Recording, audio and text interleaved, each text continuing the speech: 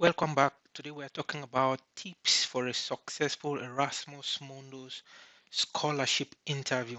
This is going to be the focus of today's video.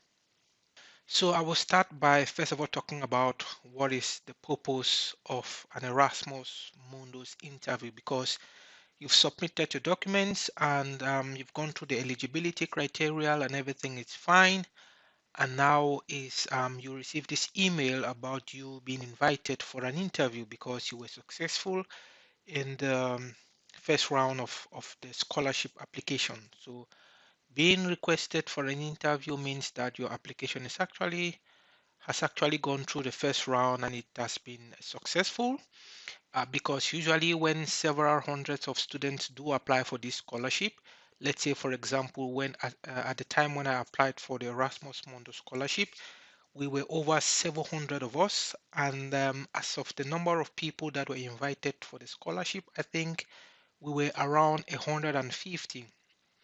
And after the scholarship, I think 50 students were selected and then 25 were awarded the scholarship.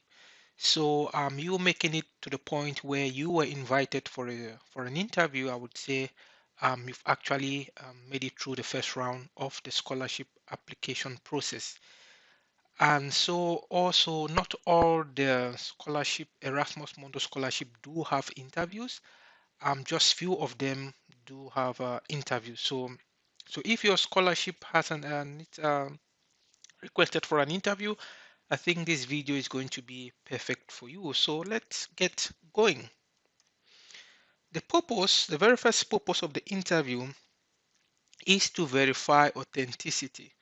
And what does that mean? This simply means they need to verify that what you wrote in your motivation letter and what you have as your achievement usually correspond with each other. So they're going to verify this and make sure that indeed the person who applied, who wrote the motivation letter, who really drafted out the CV is the same person that they are having the interview with.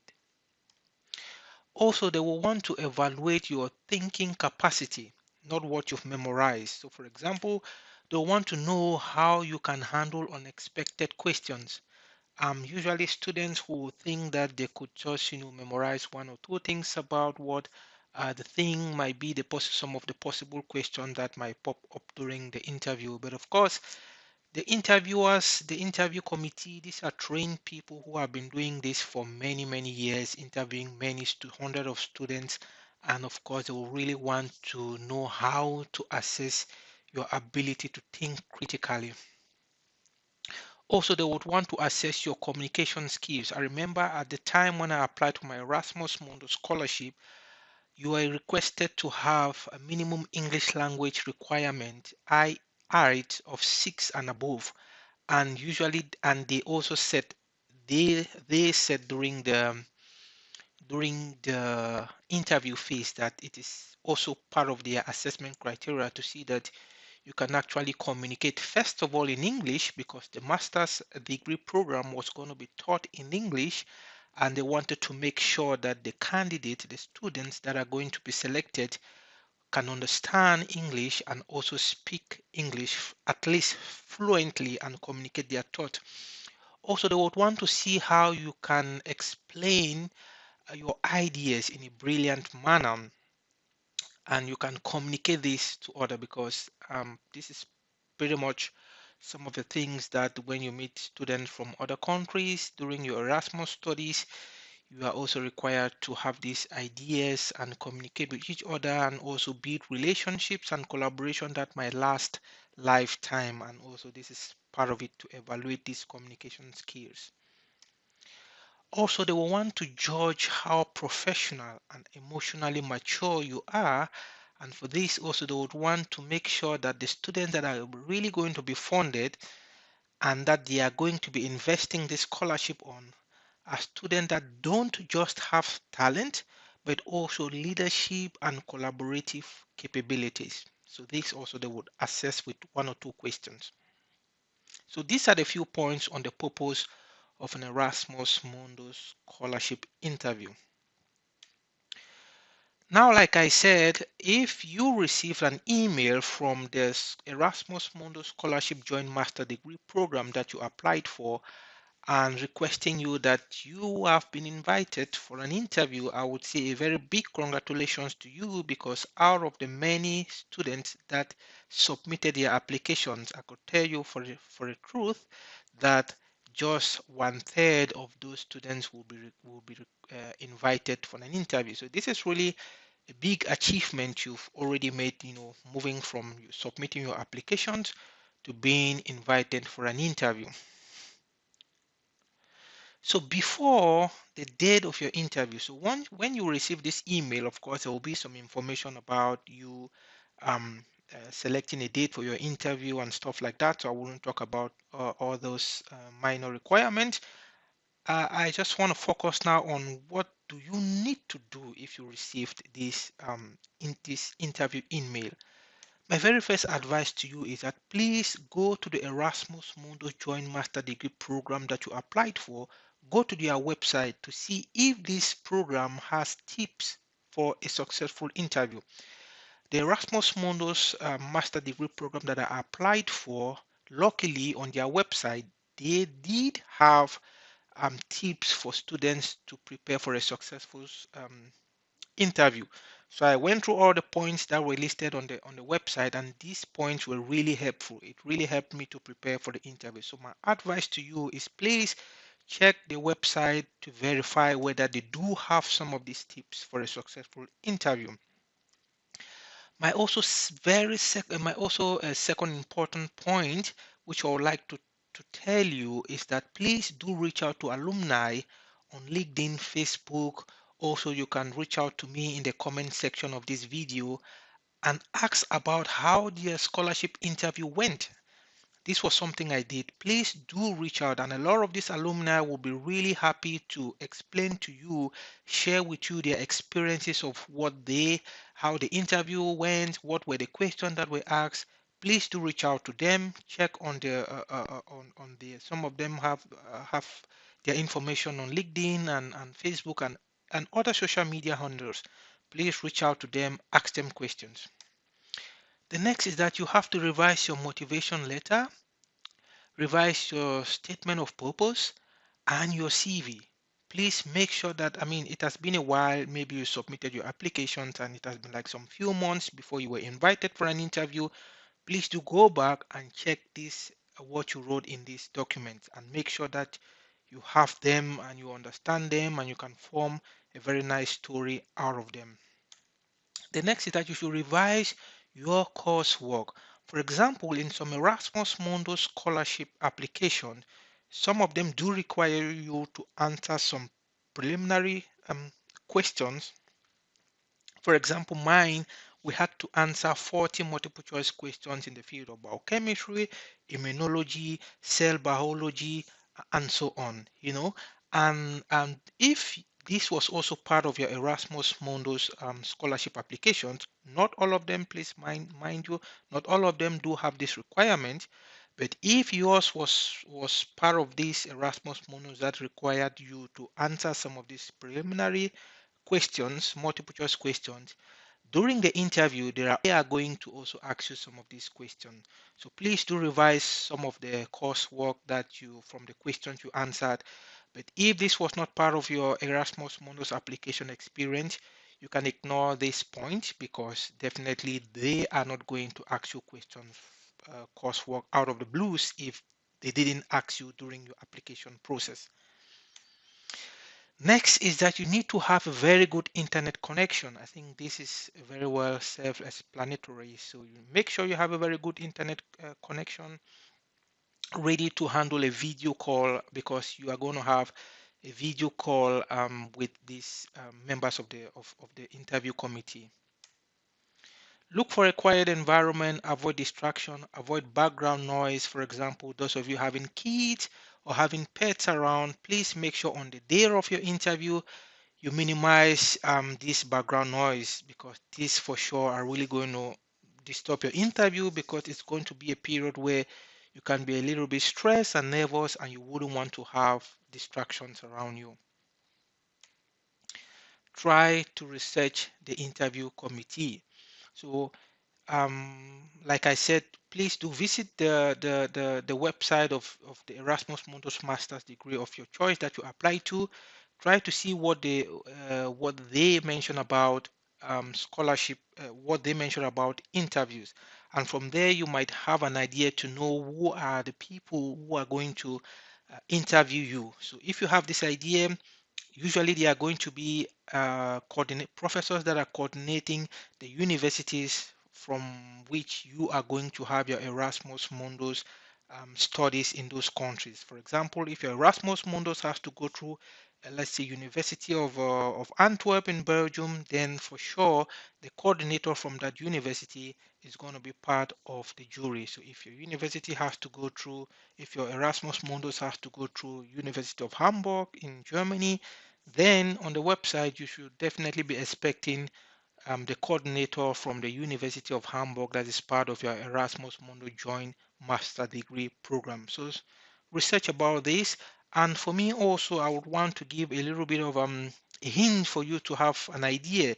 So when I received my email for an interview, my interview was done through Skype, and I was requested to add some of these members of the some members into the Skype. I should already accept them for my Skype interview, so that when they call me, or yeah, when they are going to call me during the day of the interview, I would already know that these are the people that are supposed to go and interview me. So if you have this kind of experience, then you should already know that these people are going to be part of the people that are going to interview you, and you can maybe Google their name and look into their LinkedIn profile, into their field of research, and kind of like expect some questions that might come from them. Next, what you will need for your Erasmus Mundus Scholarship interview. I'd already started mentioning some of the points. I'm going to go through the points again here. Please do have a very good laptop or a desktop computer with a camera. Please make sure you have a camera because it's going to be a video call interview.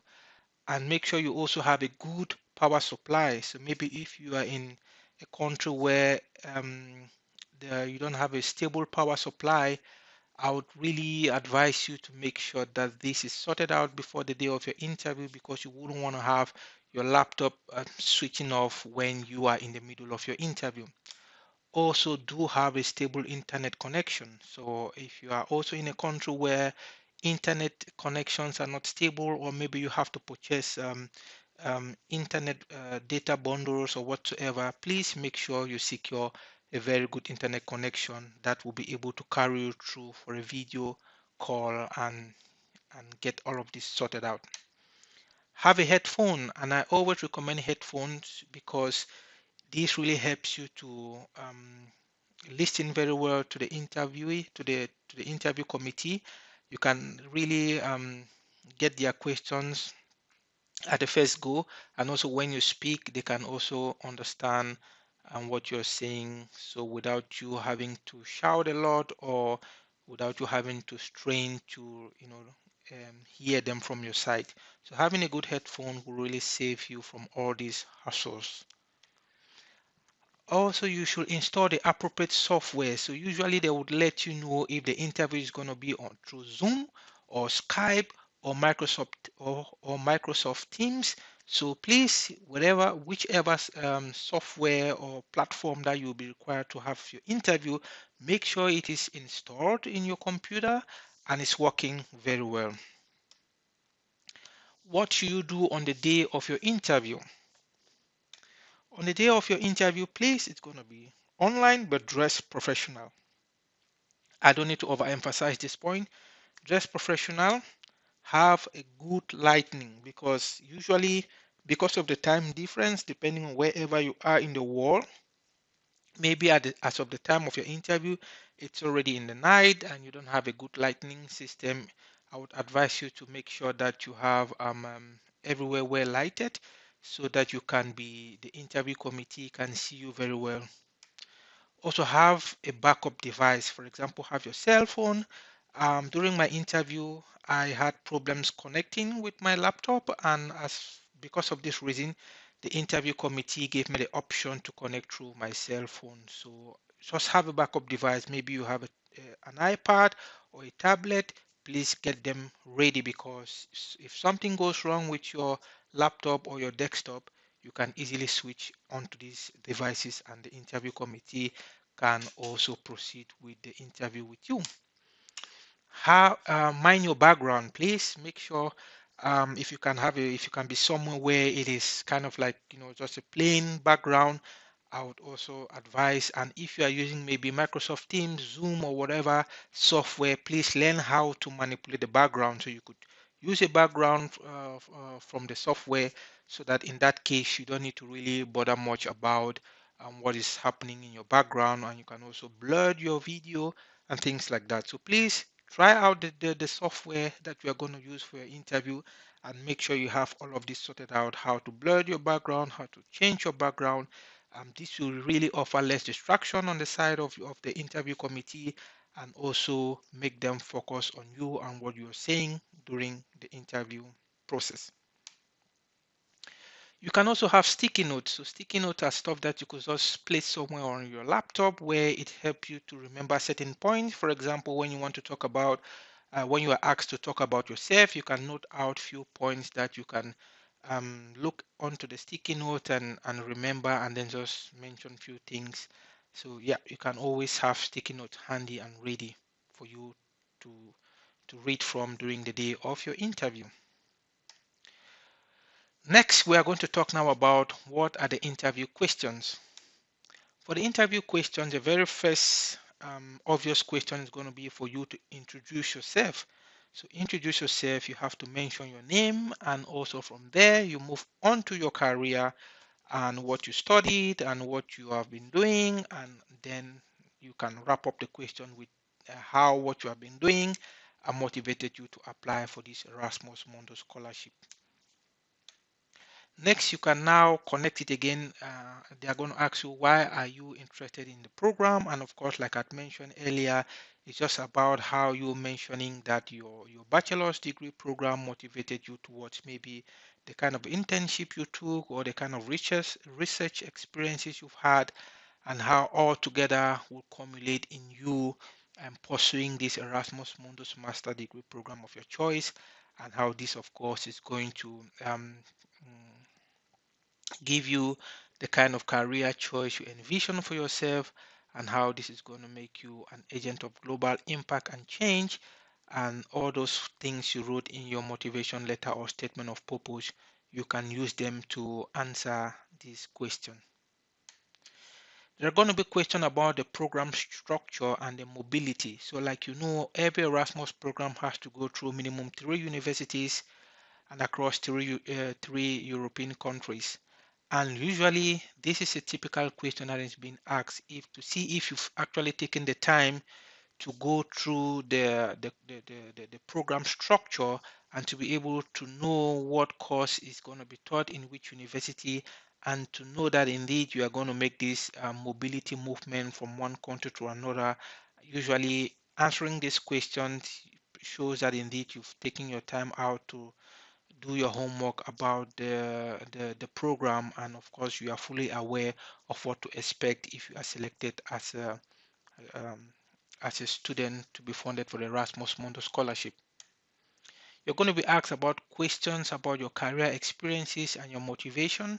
Like I said before, use the points you wrote in your motivation letter, what you have in your statement of purpose, and also what you have in your CV to answer this question.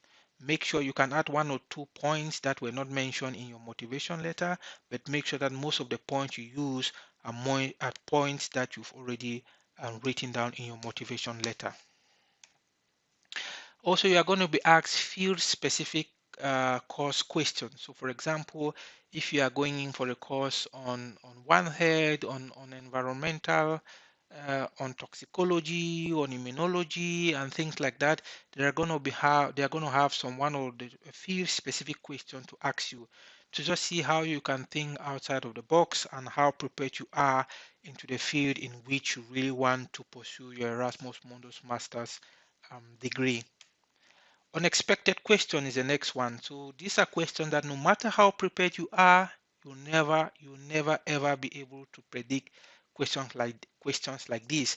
And these questions are usually meant to see how you can think creatively, how you can think out of the box, how you can think, you know, imagine scenarios with and answer them with confidence without you being able to maybe not really knowing what the answer might be, but for you to just be able to give a logical and really thoughtful response towards an unexpected question. For example, you can be asked about, things on AI. What do you think is AI gonna take over our jobs in the future, depending on the field you are applying for? And you might be able to answer this. You cannot really know if AI is going to take over our jobs or not. So you can use example from past scenarios and answer questions like this. That's why I always say that after an Erasmus Mundus interview, you can never always be sure if your interview went well or not, because usually once you have unexpected questions like this, it's never like black and white if you answered it right or wrong, but it's just usually for them to be able to decode how sound-minded you are and how you can think creatively, logically, and outside the box. Also, they're going to ask you opinion questions, and also these opinion questions are just kind of similar to the unexpected questions as well. These are all questions that are just to push you and stretch you beyond your limit and see the kind of response you can give. And like I said, it's not right or wrong, but how your ability to articulate facts and combine them together in order to provide a logical response. What are the things that you are allowed to do, or that the things that you need to do that are acceptable during your interview? The first thing is that you can ask the committee to clarify their question. So usually once you are asked a question and you didn't understand the question, or maybe you understood the question but you just want to buy in some time in order for you to think your answer through, you can always ask them to please clarify what they meant with the questions, and of course they are going to do so. You can also make a logical guess rather than saying you don't know, like I said. So questions like unexpected questions and opinion questions, these are questions where you are not allowed, these are questions where you are not really assessed based on whether what you said is right or wrong.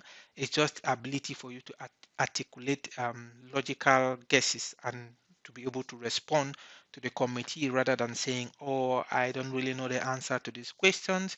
Then you are kind of like limiting yourself in your ability to think creatively. Of course, like I said, you can spy on your sticky notes without making it being too obvious. So remember, it's going to be a video call, and if your eyes are moving left and right, and you trying to look left and right, then this will give an idea to the committee that probably you have actually pasted some things on the wall which you're reading. So have sticky note, but not a lot. So just sticky note for things that you think you might want, on points that you might want to talk about. Maybe when you are stressed, you might forget this point, and so you have to just have this sticky note. But please don't make it obvious.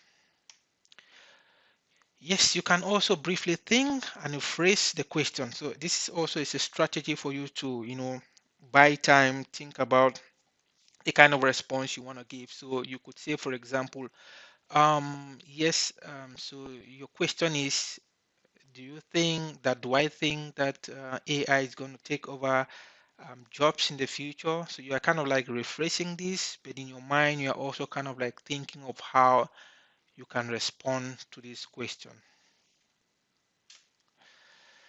Also, you can make comments like, that's an interesting question, or that's a good question. Of course, these also are things that makes the conversation look natural and not robotic. So you have to also try to be relaxed and make the whole thing look like, a real conversation you are having with them.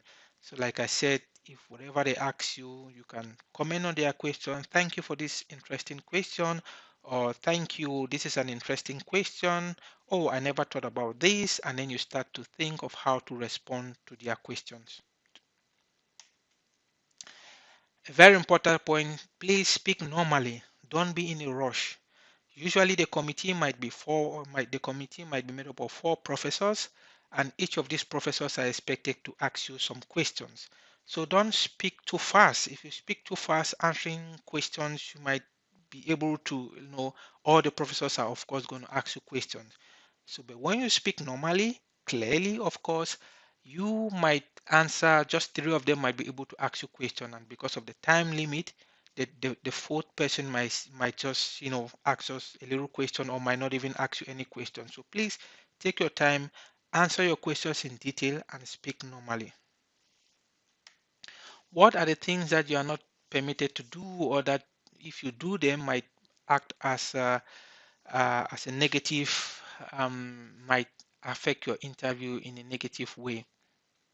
The first thing is using AI. So for example, now we have a lot of AIs that you could listen to questions, start answering, and then you can have like a double screen and be reading the response from this AI. Please don't use it. Try to make the conversation as real as possible. Take very shorter time to answer their questions and avoid fidgeting.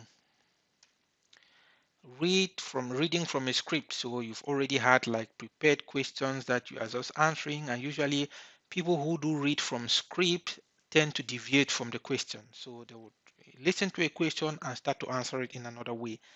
This is drifting away from the question and usually signals gives a wrong signal to the committee that indeed you've already prescribed your responses, and that's why you are trying to like make some questions to fit into what you've already scripted.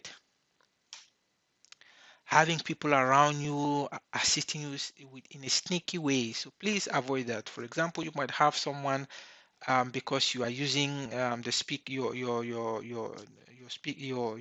laptop is on loudspeaker, and people could easily the people around you can also listen to the question and write things on an A4 sheet and start showing you how you can answer a particular question. Please avoid all those. Yes, it's not going to help you in any way.